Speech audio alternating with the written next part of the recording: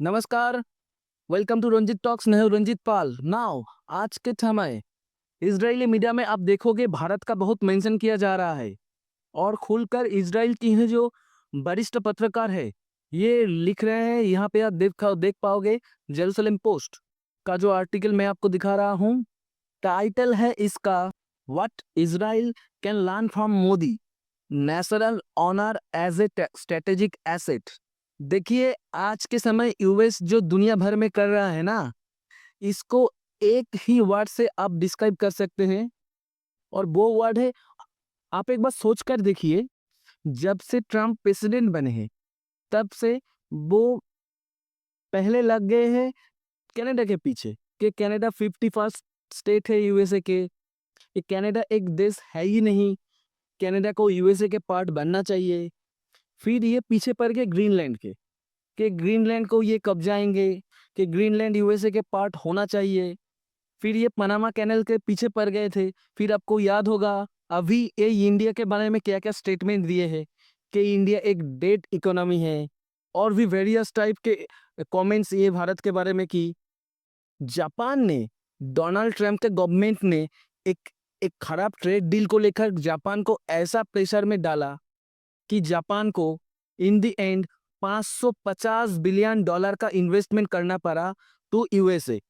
उसके बदले में यूएसए का जो एश्योरेंस था जापान के पीछे, वो इतना कमजोर था कि जापान का स्टेट गवर्नमेंट का जो रिप्रेजेंटेटिव था, उस उनको यूएस जाना था, वो यूएस जाया गया ही नहीं। क्योंकि जापान में आज के समय लोग जेन्युइनली फील कर रहे हैं कि डोनाल्ड ट्रंप ने बुली करके जापान की कमजोरी का फायदा उठाया कि जापान मिलिटरीली खुद को डिफेंड कर नहीं सकता, तो एक ऐसे डील फाइनलाइज कर ली यूएसए के लिए जिससे यूएसए को बहुत ज्यादा फायदा होगा।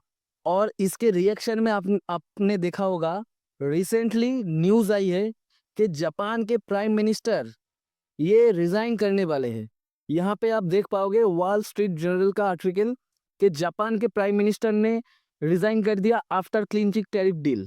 डील इतनी ज्यादा खराब थी कि जापान के पब्लिक ने इनको इनको इनका पार्टी को बहुत ही कम वोट दिए इनका लोकल इलेक्शंस में। उसके बाद इतना मिराकल हुआ कि इनका प्राइम मिनिस्टर ही रिजाइन करने वाले हैं। और मैं आपको ये बता दूं, डोनाल्ड ट्रंप ने कई वर्ल्ड लीडर्स को डुबा के मारेंगे।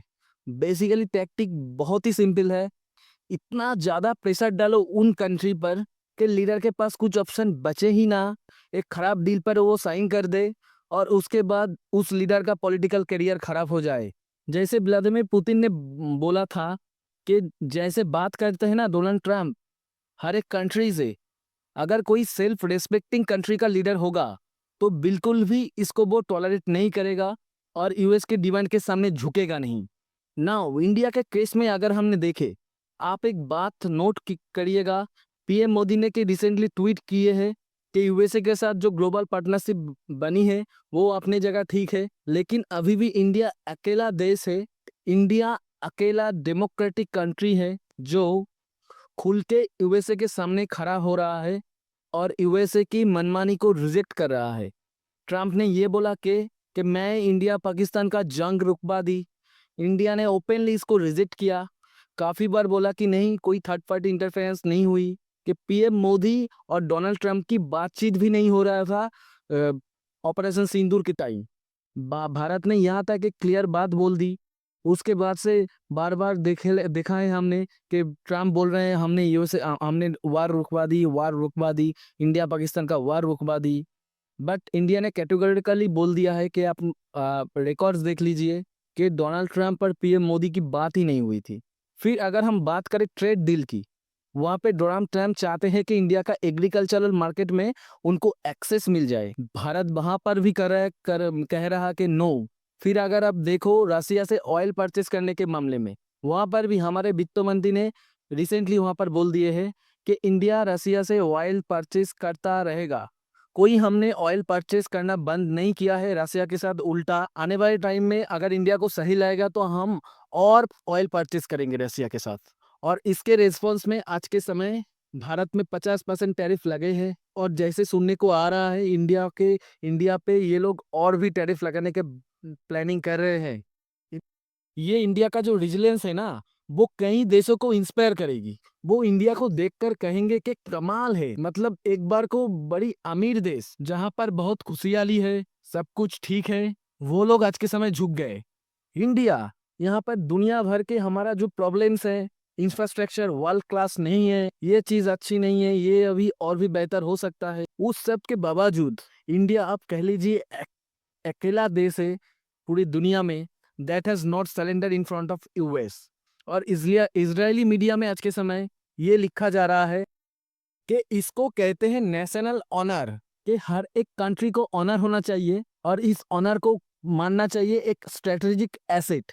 इसराइल में आज के समय फ्रस्ट्रेशन इस बात को लेकर है कि यूएस यूरोप को या फिर कई और देशों पर उतना प्रेशर नहीं डाल रहा जितना डालना चाहिए गाजा को इशू को लेकर। फॉर एग्जाम्पल देखो, आज के समय डोनाल्ड ट्रंप पीछे लगे हुए हैं यूरोपीय के देशों के कि भारत पे सैंक्शन लगाओ, भारत पे टैरिफ लगाओ, खुद भी लगा दिया है। मगर इसराइल ये मानता है कि एक एक करके यूरोप को कई देश अब फिलिस्तीन को एज ए कंट्री एक्सेप्ट कर रहे हैं, कि ट्रम्प वहां पर एग्रेसिवली वहां पर इसराइल को सपोर्ट नहीं कर रहे हैं। डोनाल्ड ट्रंप बिल्कुल चुप रहते हैं इसराइल को मामले को लेकर। कई देश है अब ओपनली कह रहे हैं कि हम फिलिस्तीन को एज ए कंट्री एक्सेप्ट करते हैं, हम फिलिस्तीन को एज ए कंट्री मानते हैं। ट्रम्प ने एक भी बात नहीं बोली, एक भी ट्वीट नहीं किया उसके अगेंस्ट में। और ट्रम्प ट्वीट करते हैं हमने इंडिया को खो दिया, चाइना को खो दिया, वगैरह वगैरह, और कभी खुद ही कह देते नहीं नहीं नहीं नहीं ऐसा कुछ नहीं हुआ है। तो इसराइल के मीडिया अब ये कह रहा है द लेसन्स फ्रॉम इंडिया, कि आज के समय इसराइल इंडिया से क्या सीख सकता है। Faced with verbal phase with unprecedented verbal assault from Trump. बिल्कुल डोनाल्ड ट्रंप ने जो ट्विटर पर और जगह जो भारत को हर तरीके से असॉल्ट करने की कोशिश किया है, PM Modi did not rush to apologise. Bharat ने अभी तक कोई सॉरी कोई अपोलोजाइज करना ये ठीक नहीं समझा। कि आप अगर सोच कर देखें, यूएस की इकोनॉमी हमसे कई गुना ज्यादा बड़ी है, यूएसए एक ज्यादा कई अमीर कंट्री है, यूएसए से हम वेपन्स परचेस करते हैं, हमारा जो यूएस तेजस फाइटर जेट है उसका इंजन यूएसए से आते हैं, बट स्टिल आप देखोगे ही chose to response forcefully upholding national honour. ये बात ना सिर्फ इसराइल, ऑस्ट्रेलिया का जो जियोपॉलिटिक्स एनालिस्ट है, ये सब लोग रेस्पेक्ट कर रहा है। और आगे आप लोग ये देख पाओगे, यहाँ पर ये कह रहे हैं परहैप्स हिज अप्रोच, हिज मतलब पीएम मोदी का जो अप्रोच है, may come across as harsh, but it sent a clear message. India will not accept treatment as a subordinate or inferior state. India equal treatment demand करते हैं या, और conclusion में ये कह रहे हैं the conclusion is that a country must defend its national honour even when facing difficulty and complex situation. एक नेशनल ऑनर को एक एसेट की तरह ट्रीट करना चाहिए। जापान के केस में अगर मैं सब बताऊं, उन लोगों ने नेशनल ऑनर को एकदम फेंक दिए थे, वो सीधा सीधा फोकस कर रहे हैं ट्रम्प के साथ कुछ ट्रेड डील वगैरह हो जाए कि सब कुछ ठीक हो जाए, वो भी मिली नहीं है, नेशनल ऑनर भी नहीं मिला, ट्रेड डील भी बेकार से मिली, पीएम भी अब रिजाइन कर रहा है। ये होता है डिजास्टर। और इसी बारे में यहाँ पर लिखा गया है कि एक कंट्री को डिफेंड करना होगा अपना national honour even when facing difficult and complex situation. A hasty assumption of responsibility may be interpreted as weakness and exploited by advisory. अगर आप जल्दी से माफी मांगना शुरू कर देते हो, अगर ये कहते हो नहीं नहीं हमारा वो मतलब नहीं था रिलेशंस के बारे में, रिलेशंस को ठीक करते हैं, डोनाल्ड ट्रंप और उनके मिनिस्टर्स उसी बात का वेट कर रहे हैं कब सामने वाला देश थोड़ी कमजोरी दिखाएगा, और उसके बाद आप देखोगे वो डोमिनेट करना शुरू कर देते हैं। और फाइनली यहाँ पर आप देखोगे ये लिखा है फ्रॉम इंडिया, वही मतलब इसराइल के लोग, हम ये सीखते हैं एक नेशनल ऑनर एक लग्जरी नहीं, एक स्ट्रेटेजिक एसेट है। ये कोई लग्जरी नहीं है कि क्या भैया आप ये अफोर्ड कर पाते हो तो फिर ठीक है। नेशनल ऑनर, देश की इज्जत, ये कोई लग्जरी नहीं है, बट एक एसेट है, एक स्ट्रेटेजिक एसेट है। अगर इसराइल चाहता है कि ये अपने सिक्योरिटी को और ज़्यादा फुल प्रूफ करे, ये जो अपना स्ट्रेटेजिक इंटरेस्ट है उसकी तरफ आगे बढ़े। ये लोग ये कह रहे हैं तो इसको इज़राइल को भी इंडिया को देखकर कभी बार यूएसए के सामने खड़ा होना पड़ेगा। बिल्कुल फॉर्मली रजिस्ट करना पड़ेगा वर्ल्ड के प्रेशर को।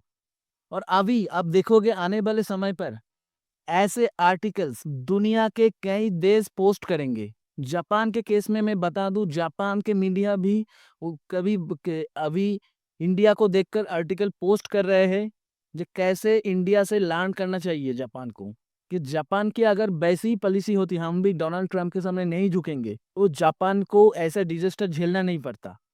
अभी के बाद मैं यहाँ पर बता दूं, डोनाल्ड के सामने भारत एक बहुत ही बड़ा फ्रस्ट्रेशन का कारण रहेगा। Simply the only country, the last country the still has not surrender in front of Trump. और फाइनली यहाँ पर वीडियो का एंड होता है। Thank you for listening and as I say, make yourself happy and spread happiness to others.